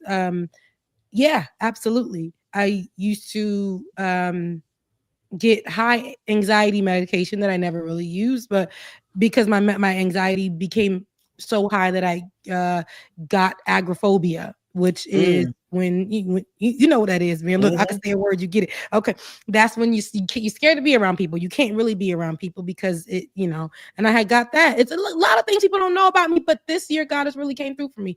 I went to the hospital and went for my last, I didn't know that was going to be my last checkup, but that day was my last checkup that I've been going to the hospital for 6 years, back to back consistently. And this year in June, they told me that I no longer have cancerous cells in my body that I have to worry about. So there are things that I might be like, okay, Lord, this ain't working for me. This ain't working for me. But I had a lot of great news. And it came. I prayed for something and it came, and it may have not come in the form that I thought it would, like being let go of work.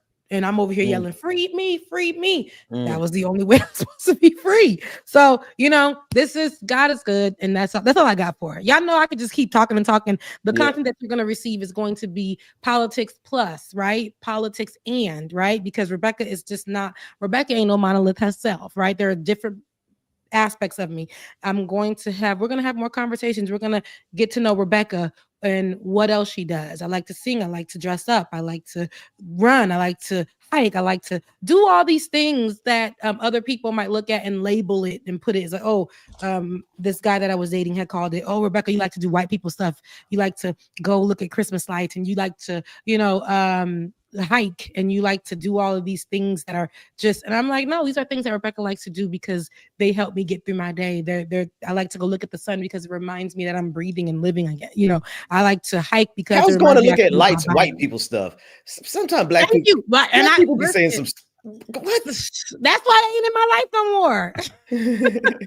So anyways, y'all, you're right. Keep going. Thank you so much, Circle of Chains. And we will keep going on the show, and we hope that you guys keep going as well. I know the holidays, again, can be a very tough time, but I hope that when you watch this channel, you get poured into. You get love, you get family, you get all the things. Because one thing we know Ben gonna do is be with his family. Yes, which is my wife is back. My wife is back, and I'm sure there's some food out there too. And I haven't eaten this morning, so I'm gonna go out there and be with my family. But before we do, I want to read our super chats, but I want to read the super chats in context of my two new white friends. I love these boys. I love these dudes. The Vanguard. I have learned so much just from watching them and how they do their show. And just very little things, how they're like really, they're like, well, they have a shirt that says Beavis, that they have a shirt that's them that they made out of Beavis and Butthead. So they're like two really cool stoner dudes, but they are high key, some of the smartest and the most professional in how they manage their YouTube and how they manage their streams. So anyway, shout out to them, because sometimes we don't do this, and we need to do this every single episode. No, we should. No, we actually should, because they stay up till like 5 a.m. on Leftist Mafia reading super chats. They're gonna read them all, and we're gonna read them all today. We don't have enough to stay up to 3 a.m, but we're gonna read every single one of them. Laura Estrada, thank you for the $5. Lion family, I'm sending you all a virtual snug. Remember, we have each other. This community and chat family has saved me losing my soul so many times. That means so much to us, Laura. I'm just grateful that we could be here for you. And I love Laura. yeah, these are real connections. This internet thing ain't fake. It's real. Django Fett sent $3 super sticker. Absolutely love the Pikachu emblem you have there. Omega Star sent $10. Thank you for the $10. Happy Saturday to all. Thank you, Omega. Love you, mean it. Omega sent another $10 saying, Ben, it was a fabulous interview. Thank you. Then we have Prairie Fire, $10, $9.99. While you all have been spitting fire and facts, I have eaten an entire rotisserie chicken. Relevance not sure, but need an excuse to send $10. I guess go get yourself a rotisserie chicken. I'm gonna get something. I don't know what's out there. Prairie is so funny. Every time there's a super chat, just know it's coming with some kind of joke or something funny. Yes, absolutely. We lost your microphone, but we're getting ready to get out of here anyway, so it's fine. Rachel Atwood sent the $2. Is Adrian Lawrence still at TYT? That's a good question, and I haven't talked to Adrian in a while. Super dope attorney and commentators.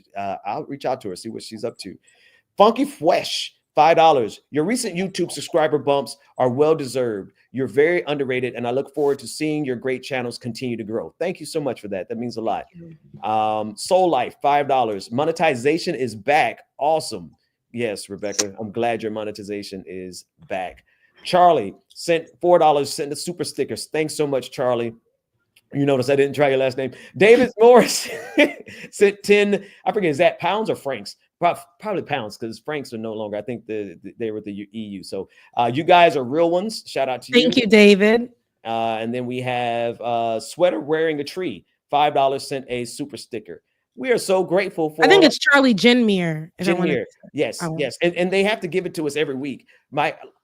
I could remember things from like 1962, and I wasn't even born, right? I remember so much, but if you ask me to pronounce a name or a word, I'm going to mess it up every single time. So shout out to all of you. And before we get out of here, I wanted to give the people who did send a Cash App, I really appreciate you. I did it, G. I don't want, should I say your whole name? I shouldn't, because this is people's whole names on here. I'm not doing that. But thank you so much it said, love your content. I appreciate you. Evan Woodward, like it or not, fire emoji. Thank you. Oh, I just said your whole name. Sorry. Henry, like it or not. I'm gonna work on that, y'all, because I can't be saying y'all governments. Henry, thank you so much, like it or not, and put today's date, which is December 14, 2024. I really, really, truly appreciate y'all. And that's really all I got, Ben. Everybody, wait, before that, patron. Yes. There are 2 people on. Let me see, and I'm just learning how to get through it. Let me learn how to get through it, but trust me, I am right here with y'all, and I will be giving y'all more content. But there are, let me go to do I go to audience and that's how I see? I usually just pull it out of my email address, and I have a whole lot of patrons I need to thank too. But we're gonna have to thank them next week because I don't have access to that email right now. So Ben, you got 1 million. I know that they are still on there showing you so much love. But Omega Star, Tracy Ava, and Carrie Shaw, thank you so much. Y'all, I have tiers on there. One tier is called Love You Mean It. They got another tier called Belle Famille, which means beautiful family. I love the names that I have on there. But please, I'm working on the page. It's still under construction. But head over to my Patreon. I think I'm really excited about how I'm gonna be out there. Yeah. Doing some things, but listen, we're at the end of the show. I got nothing as else well to as say, do the Patreon as well as I got to do my part. We have quite a few viewers on my channel. We have 185 that are still here, and we still have 104 over there with Rebecca Zor. So 10 of you, at least 10 of you. Matter of fact, about 20 of you can go over to her Cash App and send her $10 each. Do that. Buy her a rotisserie chicken like our homeboy did. Buy her a couple of rotisserie chickens. Patreon.com, and you can do it on a monthly basis, or you can send her a Cash App right now. For the rest of you, if you don't have money, listen, that's fine. Share the stuff. Talk about us online. Like it. Encourage other people to subscribe. Come and watch us live. Share all the rest of our videos. That supports us in ways that money doesn't directly do. So you can seriously help us out just by helping us get our content out there. So that's it, Rebecca. You absolutely. Ready? No, I'm ready to go. I think I had something to say. One more thing before you said that. Make sure you like, share, subscribe. Oh, I'm at 7K now. I said that this year I would reach 10K. It's not January 1st yet. so I can still reach 10K. So That's if right. y'all haven't, please subscribe. I really want to hit that 10K mark. That was my goal. And even if I don't, I'm grateful for all 7K, over 7K now. No, I think we need a push to 10,000. That's not too. That's not asking too much. If you are on my channel and you have not subscribed to Rebecca Azor's channel, go over there and get it now. Subscribe now. All right, now I'm supposed to play some closing video, and I'm not quite sure. He said top right or something. Top right. Oh, there's an outro right there. Okay. All right, here's our outro. Y'all. We're gone. Love We'll y'all. see y'all next time. Love you. Work that we're doing here is not going to stop when it comes to these type of discussions. It's going to be for us and by us here on this platform when the media is telling us to look the other way. Your support is what helps us move forward. Join patreon.com/like it or not. Help us grow. Like it or not, y'all. Y'all know what time it is. It's time for like it or not. We're Rebecca Azor. Let's start this damn show. It's time for like it or not. We're Rebecca Azor. Let's start this damn show like it or not. Rebecca Azor is in the house. You know she got a funny story to tell. Talking politics, culture, or real life ish. I live in life in the ATL. Benjamin.